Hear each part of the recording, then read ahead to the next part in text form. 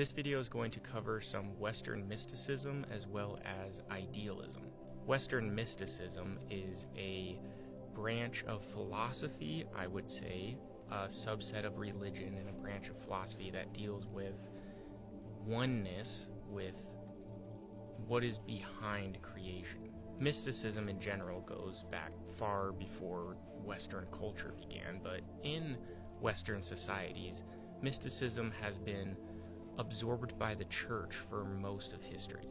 You can study mysticism before and after the church became the powerful force that it has been, but the mysticism is really the same. The Western tradition in general started with, I would say, Pythagoras, who talked a lot about this mystical oneness, and he came to it from the point of numbers and resonances and music, the music of the spheres, this cosmic sound that brought everything into existence that you can live in harmony with. From Pythagoras came many people, and then eventually Socrates. Socrates taught Plato.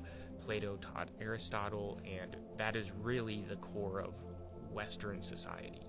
And when I say that it was absorbed by the church, I mean the same concepts that these mystics held were interpreted using religiously fueled language. So, for example, there is a monk named Thomas Merton, who I just recently read a book by, and what he taught is that the whole idea of Christ dying on the cross was actually symbolic of letting go of your ego, letting go of your identity, and experiencing the oneness that exists beyond your ego.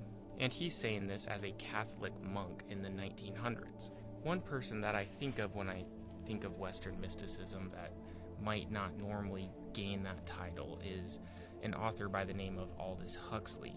He's famous for writing Brave New World, but he wrote many things, and one of the great pieces of work that he wrote was Doors of Perception, where he talked about oneness with mind at large. Also in his book, The Perennial Philosophy, he talks about how different religious paths are actually all pointing to the same core truths. But back to mind at large, the way that he saw reality, this experience that we're having, is that the mind is a reducing valve for mind at large. Everything is fundamentally mind, and what our brains do is actually reduce that mind into something that can help this biological creature survive and pass on through offspring. The way that he gained this understanding was through experiments with mescaline and other psychedelics, and what he argued is that your brain actually loses the focus that it has when you're in these altered states, and when it loses that focus, mind at large, the consciousness that builds everything, comes flooding in, and you experience this transcendental truth that you can't really explain when your mind goes back to reducing. And this ties into idealism. A commenter on one of my videos recently recommended I listen to Bernardo Kastrup, and I listened to a couple lectures by him, and he talks about this as well, and he uses the same language, mind at large. And he's also an idealist. Everything is fundamentally mind. Everything is fundamentally conscious. Consciousness, this word that isn't well defined. Whatever this reality is built out of, it is that. It is that awareness that we possess, that we experience, like the one thing that we know for sure exists because we experience it. That's what is fundamental to building everything. Why would we assume that there is dead material throughout the universe, and sometimes, in specific instances, it gives rise to an experience of itself, and that is unique to complicated, biologically evolved organisms such as ourselves? Why would we assume that that consciousness is an emergent phenomenon that didn't exist beforehand? I say that awareness behind our experience, not the thinking, not the emotions necessarily.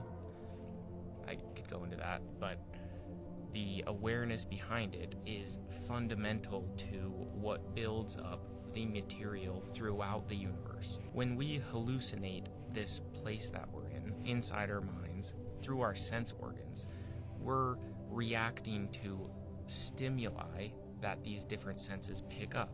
And what we see and experience isn't the full core fundamental picture of what this place is. I call that reality beyond our senses, truth, and we develop a relationship with that truth.